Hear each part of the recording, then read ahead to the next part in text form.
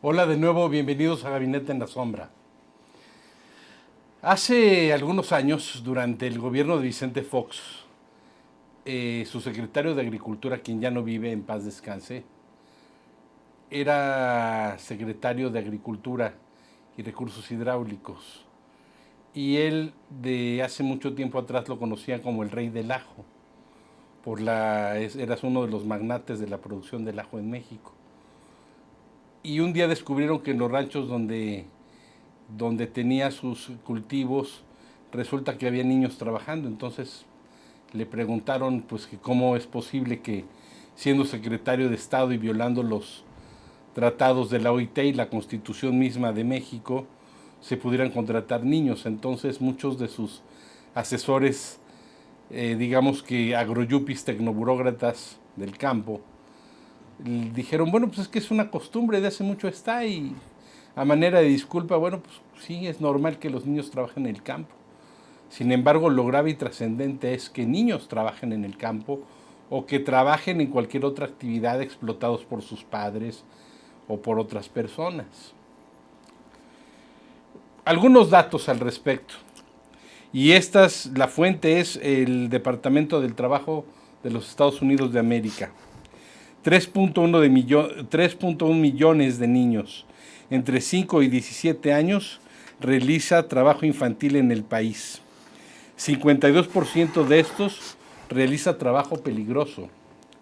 25% de los menores trabajadores no asisten a la escuela.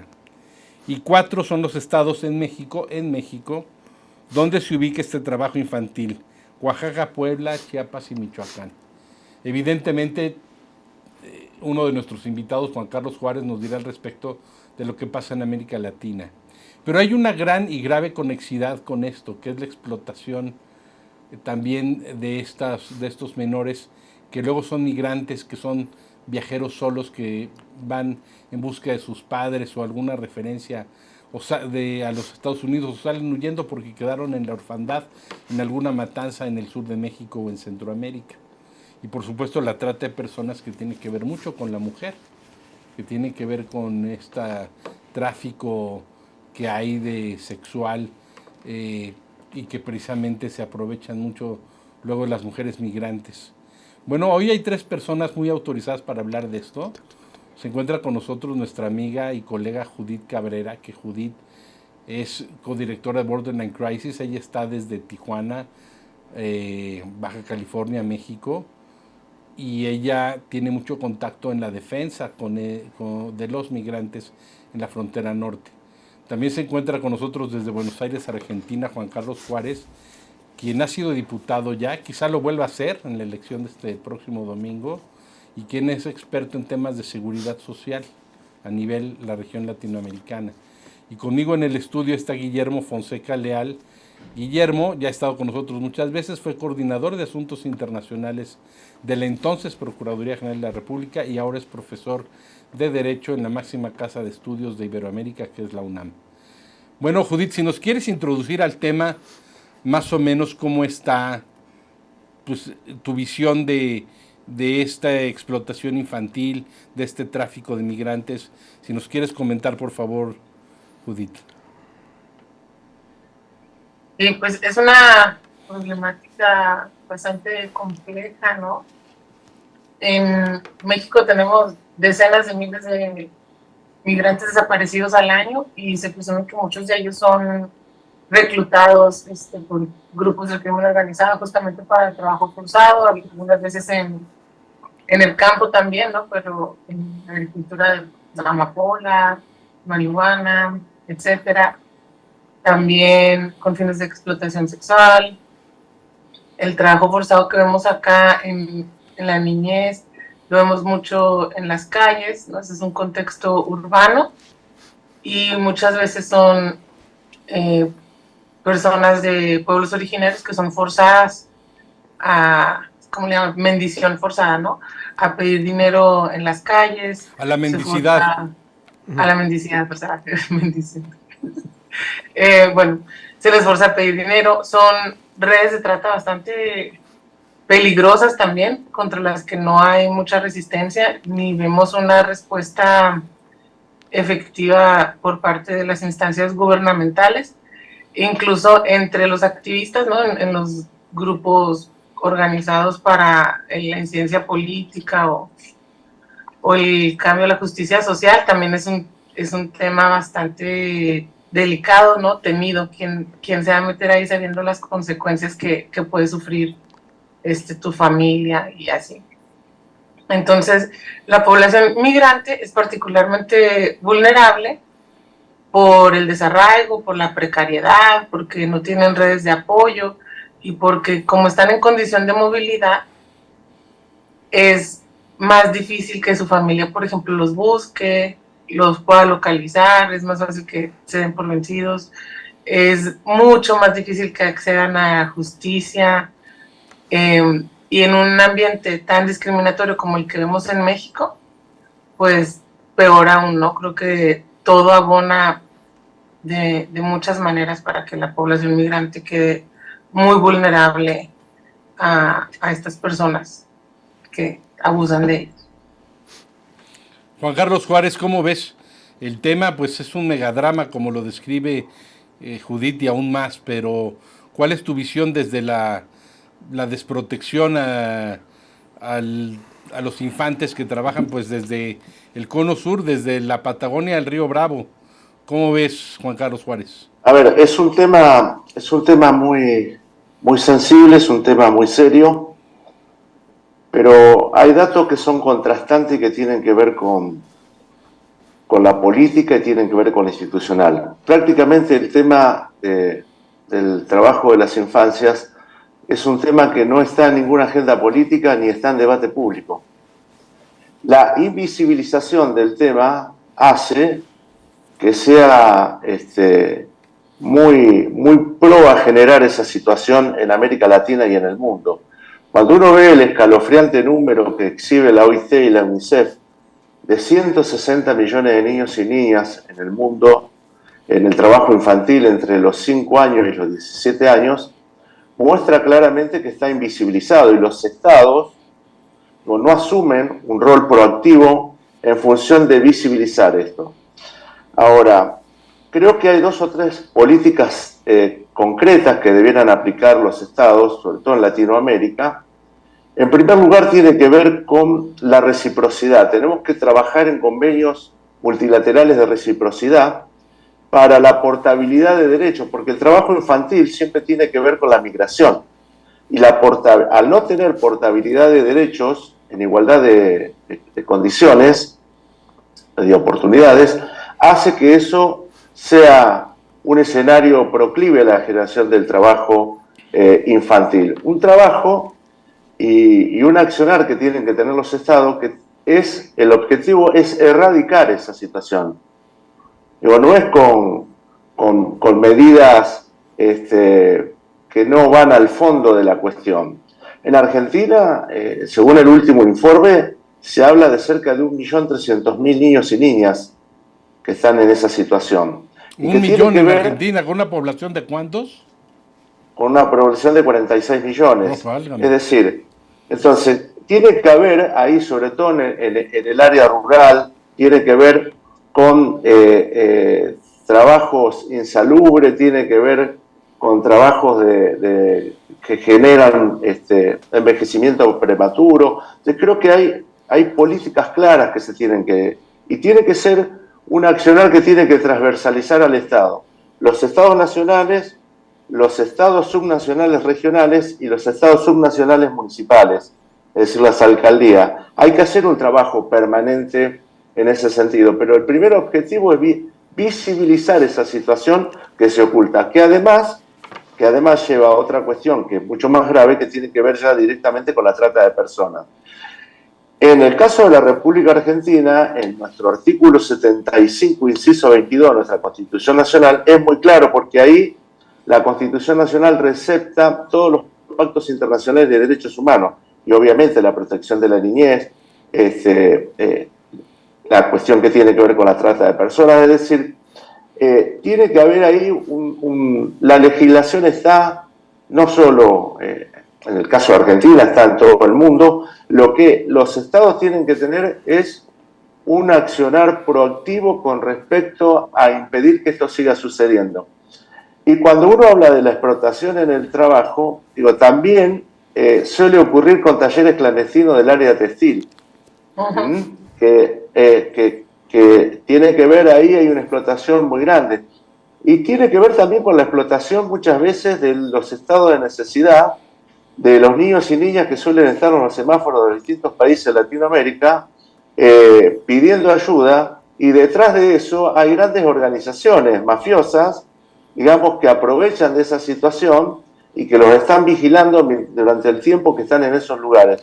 Por eso yo creo que también tiene que haber ahí un accionar ciudadano de la sociedad civil, donde se encuentre un niño, una niña pidiendo en un semáforo o en una estación de tren o de colectivo, en un aeropuerto, se debe denunciar la situación, no al niño o la niña que está pidiendo, se debe denunciar la situación, porque detrás de cada una de esas cuestiones hay una organización mafiosa que explota esa niñez, y me parece que esto es importante.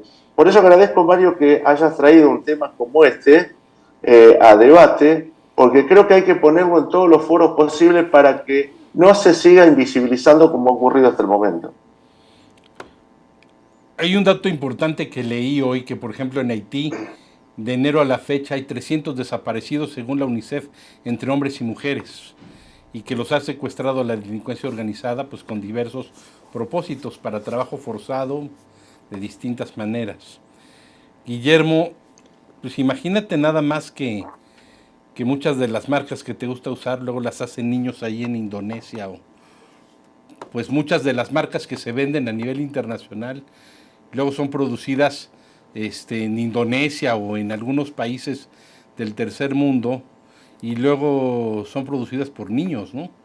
Fabricadas por niños. Memo, ¿cómo ves todo el tema desde el punto de vista jurídico, normativo internacional? Bueno, para mí es un tema de mayor relevancia, como lo hemos comentado los panelistas que nos acompañan. Me parece que se empezó a visualizar a nivel internacional en la década de los 90. Ahí fue precisamente cuando la OIT emitió se negoció y se acordó la Convenio 182 sobre las peores formas de explotación laboral en contra de menores, que se concluyó en 1999, pero también coincide con la negociación de la Convención contra la Delincuencia Organizada Transnacional y sus protocolos, que precisamente dos de sus protocolos, uno se enfoca a la trata de personas y otro se enfoca al tráfico de migrantes. Precisamente ante esta circunstancia y ante las ganancias y provecho que estaba generando la delincuencia organizada ante estas actividades, que en muchos casos se ha dicho que puede ser tan importante como el narcotráfico. Y en este sentido, pues México fue parte importante en la negociación de la convención y de sus protocolos, pero esa convención se escribió a principios de este siglo, del 2000, se ratificó y entró en vigor en México en 2003, pero nuestra Ley General contra la Trata de Personas no entró en vigor hasta 2003, entonces traemos un rezago importante en lo que era nuestro marco jurídico. Desde luego en los últimos años, vamos a decir en los últimos 10 años, desde que entró en vigor la Ley General contra la Trata de Personas, las capacidades institucionales de las distintas fiscalías y de las distintas instituciones mexicanas se han ido fortaleciendo. Sin embargo, pues seguimos enfrentando, digamos, las deficiencias estructurales de todo nuestro sistema de procuración de justicia y judicial. Sin embargo, creo que ha habido importantes avances. Y bueno, en los últimos 10 años me parece que ha sido importante en el caso de México y en el caso de nuestra región. Algunos casos significativos que se trabajaron o que se realizaron en investigaciones conjuntas con los Estados Unidos en caso de las organizaciones de trata de personas de Tlaxcala, Y desde luego algunas transacciones significativas que recuerdo en Los Ángeles de un grupo de delincuencia organizada que explotaba a menores que vendían baratijas o cuestiones en las calles en Los Ángeles. Entonces, creo que ha habido avances, creo que en los últimos años los avances dentro de las organizaciones internacionales han permitido recabar estadísticas, recabar información, hacer visible el fenómeno, pero nos parece que todavía nos falta mucho para poder, digamos, poder decir que hay un avance significativo para poder enfrentar o prevenir este tipo de delincuencia.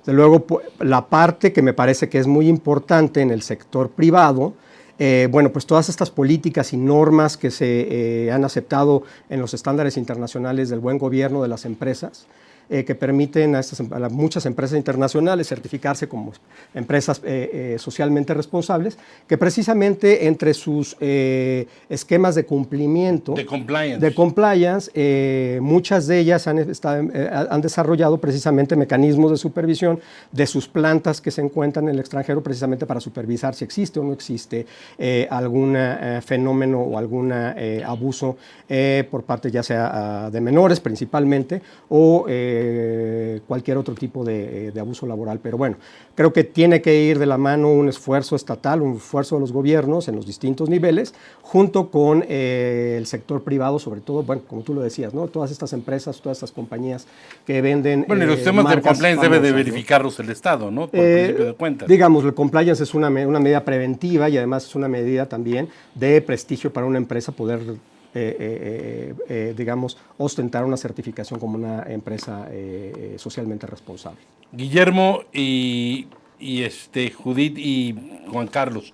Guillermo, ¿hay índices, hay estadísticas, hay datos para saber si se incrementa, se reduce? Por ejemplo, UNICEF fue la que denunció lo de Haití. Ajá. Hoy, lo de los 300 desaparecidos hombres y mujeres. Fue UNICEF, ajá, pero ¿hay datos? ¿Hay alguna organización que nos dé datos? La Convención de Palermo, no sé. Sí, desde luego. La Oficina para el Control ¿cómo se llama? De las Drogas y el Delito, uh-huh, de Naciones Unidas, tiene una área específica que se dedica a dar seguimiento a los tratados, a la Convención de Delincuencia Organizada Transnacional y a los protocolos. Y bianualmente publica un reporte sobre la situación de la trata de personas en el mundo.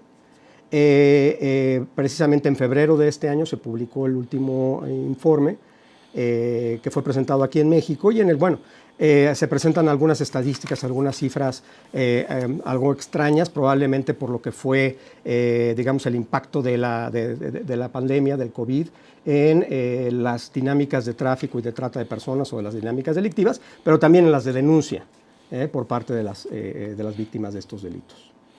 Judith, ¿cómo ves los datos que manejan las ONGs acerca de estos temas? ¿Coinciden con las oficiales? ¿Es sobrepasado el fenómeno? ¿Qué opinas, Judith? Pues mira, no conozco hasta el momento un monitoreo por parte de las ONGs, pero por regla general las cifras oficiales suelen ser más modestas, ¿no? Hay muchos casos que no se registran, que no llegan a estas estadísticas. Vemos, y en varios aspectos, ¿no? En general como no sé si es negligencia o tal vez falta de recursos para monitorear la situación de una mejor manera,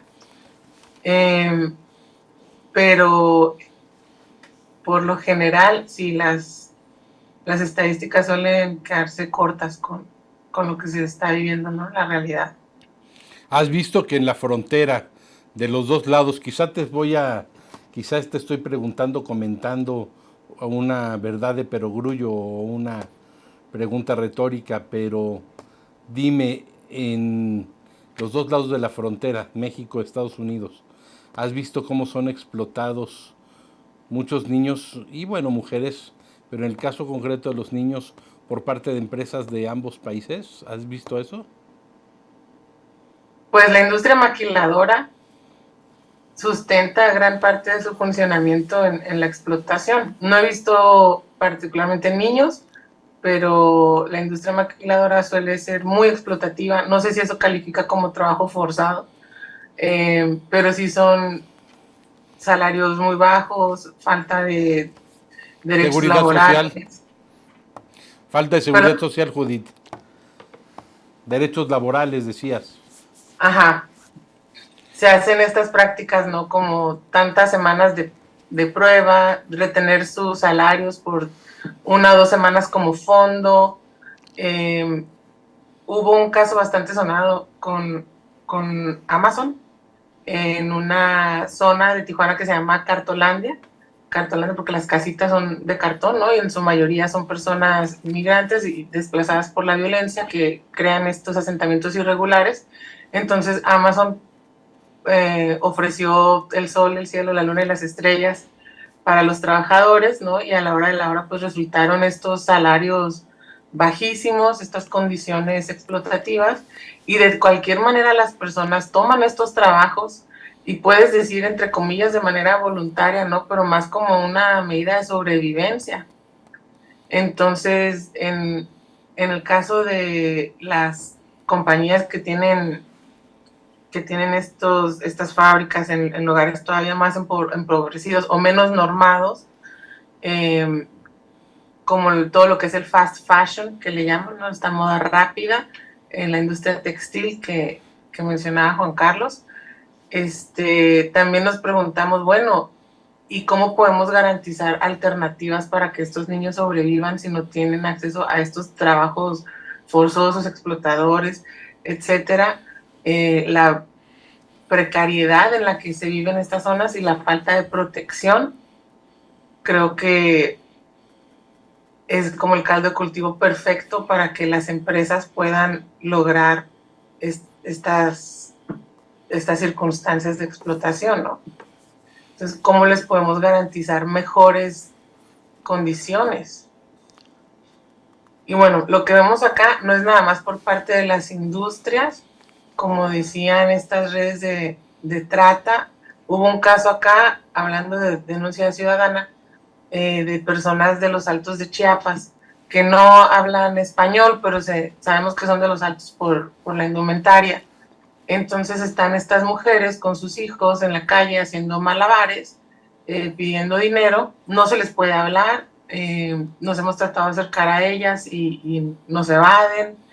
Entonces, por lo que conocemos de las prácticas de estas redes, entendemos que tal vez están amenazadas, ¿no? Están incomunicadas, y lo que hicieron las personas acá fue denunciarlas a ellas, como que estaban explotando a sus hijos, les quitaron sus mochilas, las revisaron, las expusieron en redes sociales, no todas las moneditas que cargaban, y finalmente la red de tratantes que hizo esto, pues ni sus luces.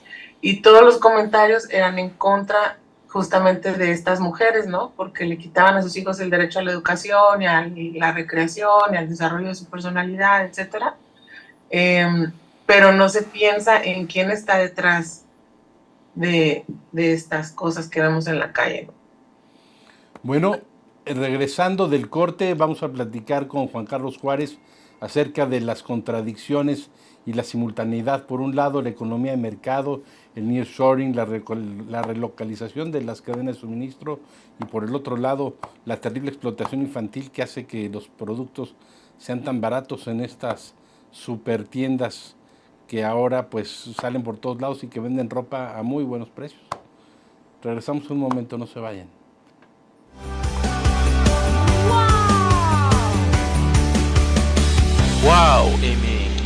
WowMX.tv. Apóstoles con Sandrini, Apóstoles y Nando Estebanet. No, y hoy venimos a traer algo muy especial para todos ustedes, que también tiene su jiribilla de comedia romántica. Dinos el título de la obra. Se llama Adiós a todo lo triste. ¿Esta canción que vas a cantar es tuya? No, este tema es un cover de una canción que me gusta mucho. Pues yo quisiera oír de una vez. ¿Cómo se llama esta canción, dices? Primer amor. Oh. Es un tema de una chica ¡Ay, que se puro llama amor! Joaquina. ¿Que se llama qué? Joaquina. Y anoche parecía que tenías todo lo que querías. Date cuenta, no estoy perdida. Me gustaría que también nos empezaras a compartir justamente en qué momentos las personas somos conscientes de poder decidir ya acerca de nuestro cuerpo. Muchas veces se tiene también la idea de que desde los niños, como un niño, los niños todavía no pueden decidir, viene esto de las infancias trans muchas veces, de sus definiciones acerca de esa orientación que el papá puede ir intuyendo. Pero ¿en qué momento tú consideras que el ser humano podríamos empezar a decir, creo que puedo empezar a tener esta aceptación sin que el día de mañana me cambie la perspectiva, ¿no? Ok.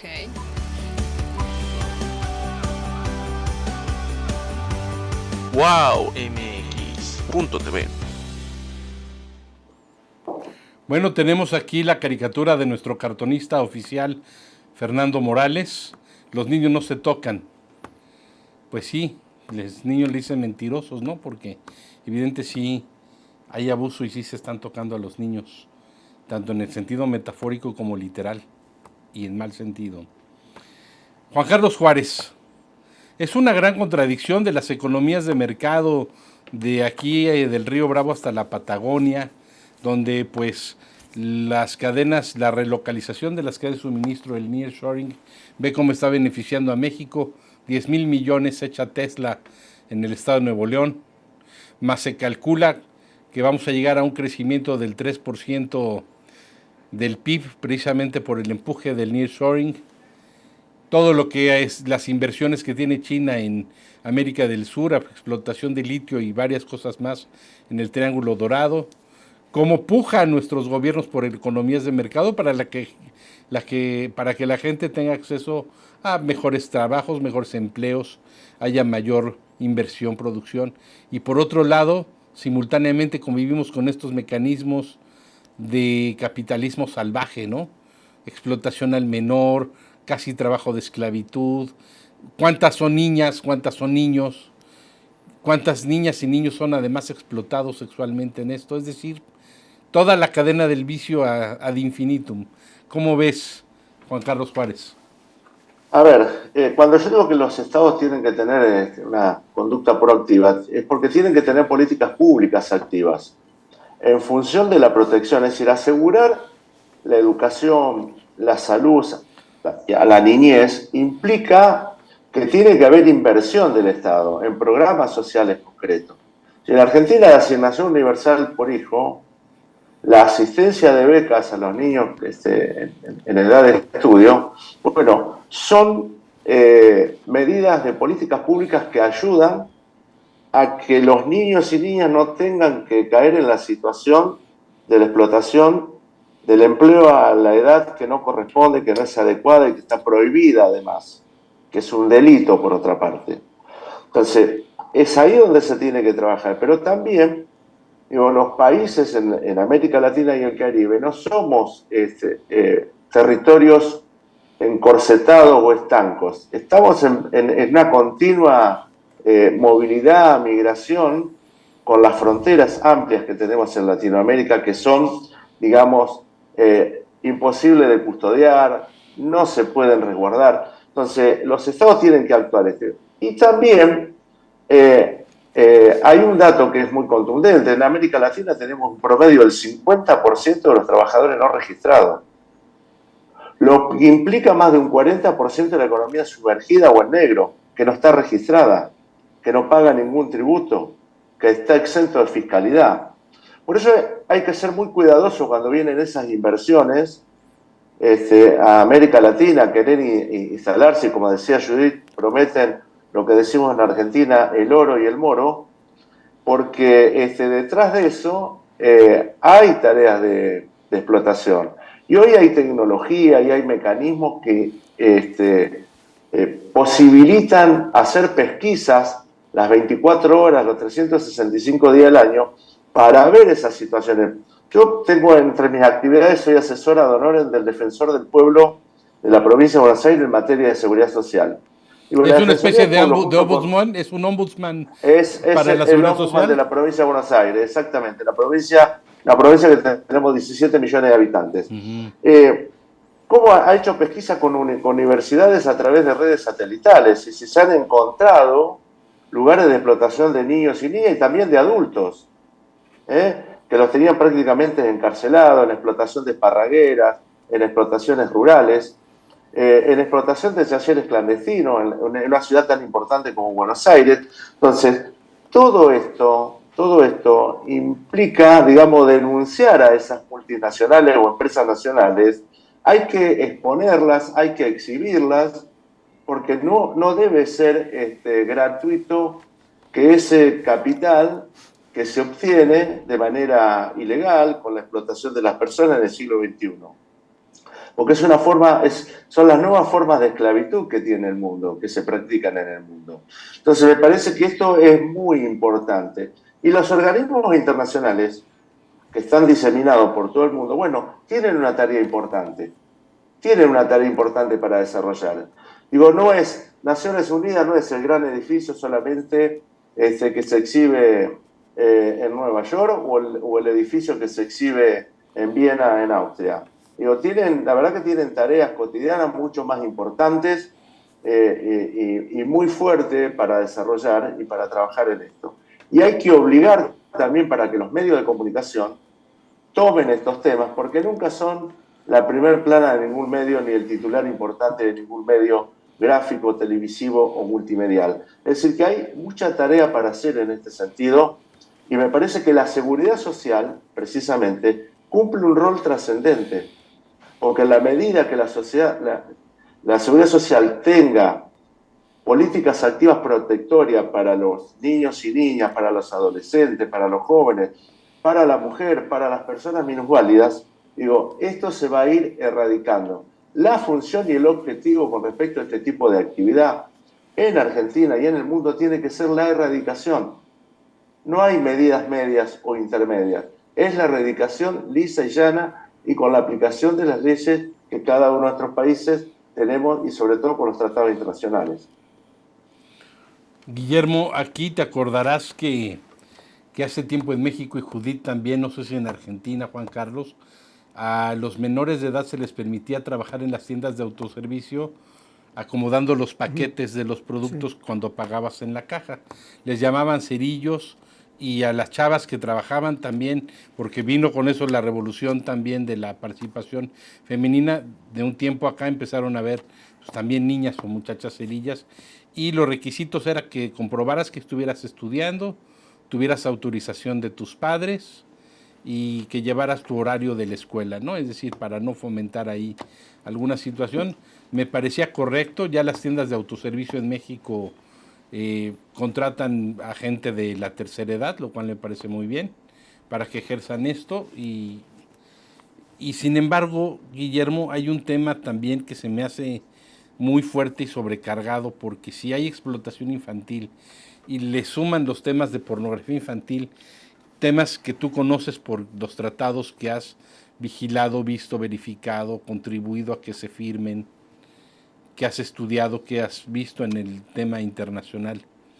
¿Cómo ves? Es demasiado, ¿no? Es explotación infantil y le sumas lo de la pornografía infantil, es decir, estamos totalmente rebasados nuestros aparatos de procuración de justicia y de aplicación de la justicia. ¿Cómo ves, Memo?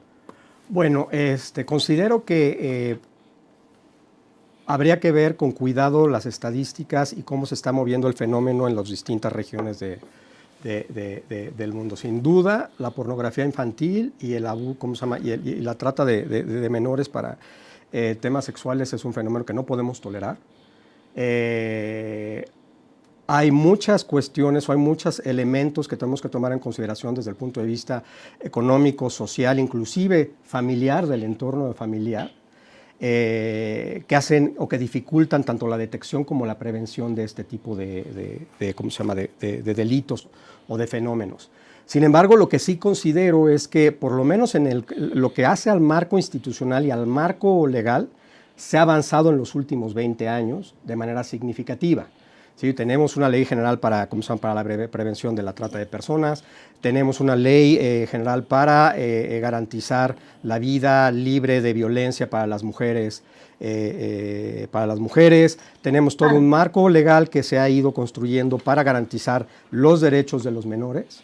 Sin embargo, efectivamente no ha sido suficiente. Bueno, hay mucha tinta y papel, Memo, pero no ha sido suficiente. No ha sido suficiente, ¿por qué? Porque no solamente en el caso del tráfico, la trata de personas, o de trata específicamente de menores, seguimos teniendo una serie de deficiencias institucionales en nuestro sistema de procuración y de impartición de justicia que no hemos podido resolver. ¿Cómo cuáles, Memo? A ver, la falta de capacidades en la investigación de los delitos por parte de las autoridades federales y las autoridades locales, dependiendo cuál sea. Internacionales también. Internacionales, la corrupción, desde luego, la corrupción es un aspecto muy importante que nos está obstaculizando, nos ha obstaculizado para poder desarrollar y para poder reducir los índices de impunidad que estamos viviendo en prácticamente en todos los gama de delitos, particularmente aquellos que son cometidos por la delincuencia organizada. Y como te comentaba, cada región del mundo creo que tenemos que tomar en consideración cuál es la dinámica que se está dando real y también en lo que está sucediendo en los indicadores que podemos obtener. Afortunadamente ahora tenemos indicadores, a diferencia de hace 20 años que no teníamos absolutamente nada, para poder tomar ciertas decisiones o construir ciertas políticas públicas.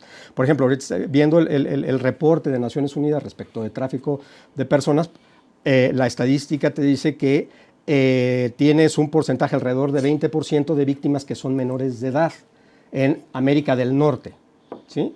Y de todo el universo de víctimas de trata de personas en América del Norte, alrededor de más del 70% están dedicadas o son explotadas para las actividades sexuales y solamente un 30% para actividades laborales. En el caso de Sudamérica se invierte la estadística. Estás hablando de que el 60% son para prácticas laborales y un 30% para prácticas de explotación sexual, ¿sí?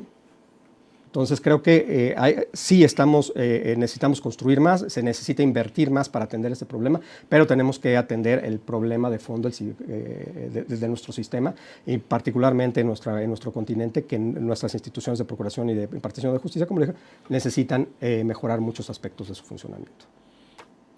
Hey Jude, como dirían los Beatles. Judy. Dígame. ¿Has visto tú en la frontera, te ha tocado ver a los organismos internacionales, binacionales, México, Estados Unidos, de México o de Estados Unidos, metiéndole cuchara a esto, o has visto que se corrompen más o que hay más corrupción? Porque ya imagino la cantidad de dinero que flota alrededor es exorbitante, ¿no? ¿Cómo ves, Jude? Pues esto es Tijuana. Tijuana es como Congal sin techo, decían compa. Tijuana tiene algo que le dan la zona de tolerancia, ¿no? La zona norte. Entonces, en esta zona de tolerancia, pues en realidad lo que es una zona de explotación sexual tremenda, de trata de personas. Debe de ser de muchas nacionalidades, ¿verdad? De muchas Debe nacionalidades. de haber muchas nacionalidades ahí. En su mayoría van a ser mexicanas, pero sí hay de muchísimas nacionalidades.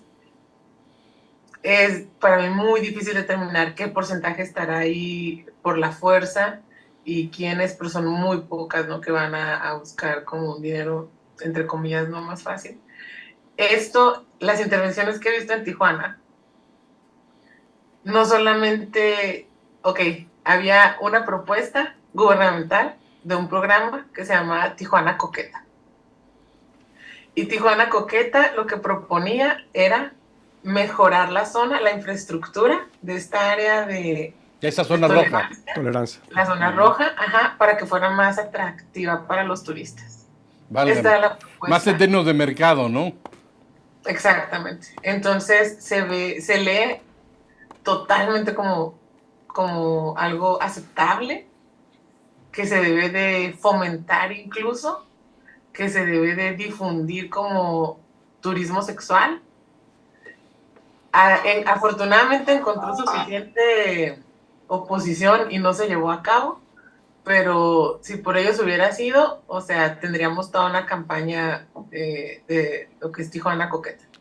Y estábamos hablando de una zona donde... ¿Y era de la presidenta municipal? ¿Quién era la idea de Tijuana Coqueta? Esta no, fue una administración anterior, nada más que ahorita no me puedo acordar si era el Patas o el... Pero así se llama el programa, Tijuana Coqueta. Sí, Tijuana Coqueta. Fascinante, malamente fascinante. Fascinante. Era una indignación, así como, estás permitiendo la trata, la explotación, esclavitud sexual, el turismo sexual, no sabemos cuántas de estas personas sean menores, ¿no?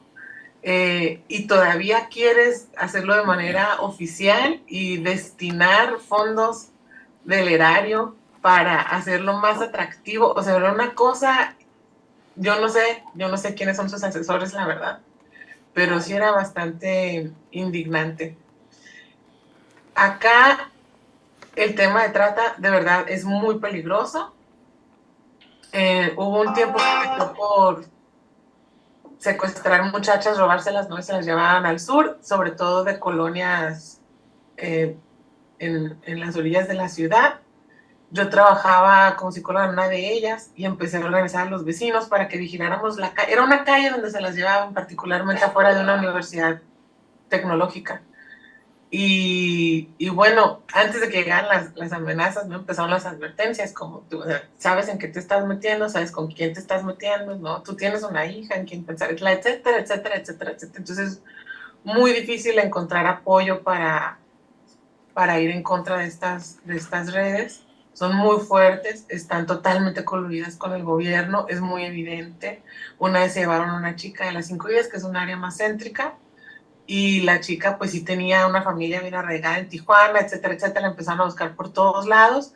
En menos de 48 horas ya teníamos un chivo expiatorio, ¿no? Y la muchacha apareció en Guadalajara diciendo que se había ido por su propia voluntad.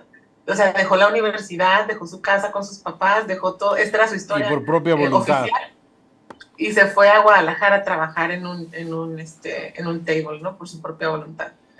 Entonces, creo que no nada más es una cuestión de los aparatos de justicia o de corrupción o de impunidad, también hay una cultura que lo permite o que lo facilita. Yo también había visto esas estadísticas de que más o menos el 70% del trabajo forzado es explotación sexual. No he visto que en México sea distinto, me encantaría tener esas referencias. Pero acá pues sí, ¿no? Se ve. Pero es algo general, lo vimos con Andrew Tate, ¿no?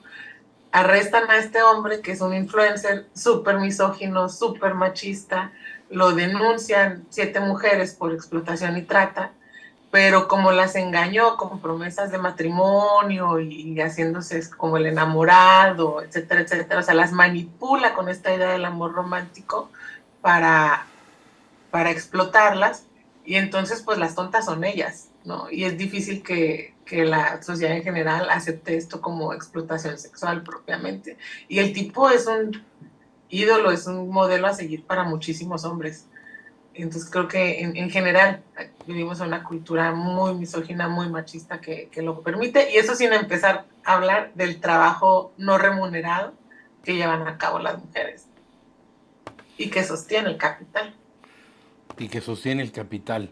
Juan Carlos, aquí lo que nos dibuja Judith es la gran contradicción y el gran abismo entre ser funcionario público, legislador, manejar los datos, tomar decisiones, el diseño de las consabidas y famosas políticas públicas.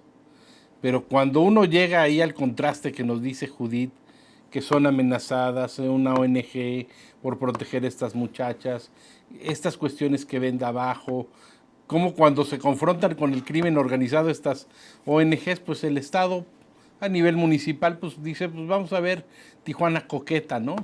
Decías tu articulación municipal, estatal, provincial o nacional. Pero estas contradicciones también debemos de pensar cómo salvarlas y hacerlas más efectivas. ¿Cómo ves, Juan Carlos? Y lo mismo le voy a preguntar a Guillermo Fonseca. ¿Cómo ves, Juan? A ver, es indudable que todas estas cosas suceden porque los operadores de cada uno de los estamentos del Estado no actúan, ignoran o son cómplices. Es decir, en esto también hay que ser muy claro. Si la justicia no cumple su función adecuadamente, la justicia no es un poder que está exento de control, tiene mecanismos de control. Las fuerzas de seguridad tienen mecanismos de control. Los diputados, los ministros, los alcaldes, los gobernadores tienen mecanismos de control. si no hay, digamos, un compromiso o si no se denuncian estas situaciones, esos mecanismos no existen y empieza a instalarse la impunidad, que es lo que ocurre en Latinoamérica, con la trata de personas, la explotación infantil, la prostitución, el tráfico de órganos, el narcotráfico, el tráfico de armas. Es decir, cuando los estados y sus operadores no cumplen su función, bueno, está fallando. Entonces creo que también hay que actuar, porque también en el tema de la explotación, y esto parecería ser que hay explotadores buenos y explotadores malos, ¿no? Muchas veces uno ve una denuncia en algo que es muy habitual, sobre todo en el sector rural o en las microempresas familiares, donde a veces hay menores que trabajan y que eso en Argentina hay un control, vos tenés que denunciar esa situación y tenés que transparentarla bien. Muchas veces se cae con todo el rigor de la ley en esos lugares y después vos ves que hay otros sectores en los que no se hace absolutamente nada.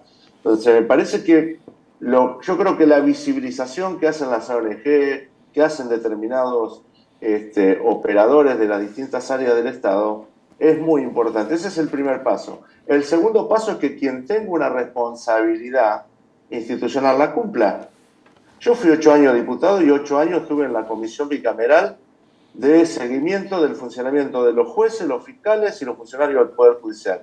Pues bien, digo, cuando la Cámara de Casación Penal liberó a un violador, pedí el juicio político. La conclusión de eso fue que la cobertura que le dieron a los 2 jueces de casación penal fue que renunciaran, pero hay que pedir el juicio político en esa instancia. Pero creo que tiene que ver con eso también. Y la sociedad civil tiene que aprender a mirar a quién elige como sus representantes. Y este es un ejercicio cotidiano. Porque si no, las instituciones terminan siendo entelequias que no le resuelven problemas tan graves como esto a la ciudadanía en general. Entelequias. Yo creo que el primer paso es la visibilización. Porque como lo que no se ve no existe, entonces como no existe, cada vez sigue incrementándose.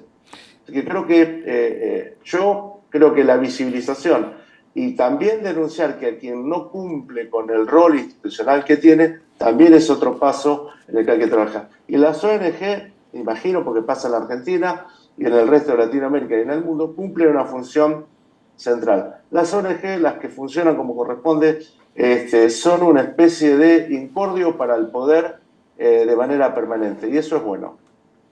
Guillermo, menos de 1 minuto 30 segundos porque ya nos vamos a ir. Ok. Bueno, creo que coincido con los panelistas en el sentido de que este es un tema que se tiene que ver de manera multinivel y de distintos aspectos que intervienen en ella.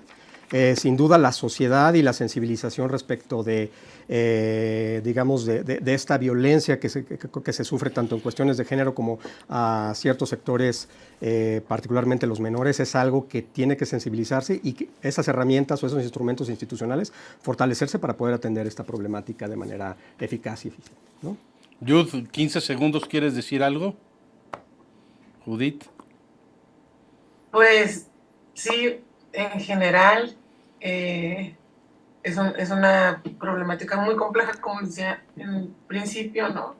Si no se garantizan mejores condiciones de vida para las personas, es muy fácil que caigan en trabajos explotativos, en trabajos forzados, pero si no se implementan estas preciosas leyes que tenemos en México también para prevenir o proteger o erradicar y todos estos verbos que utilizamos, pues como decías, no tenemos mucha tinta y mucho papel que no nos viene sirviendo para nada.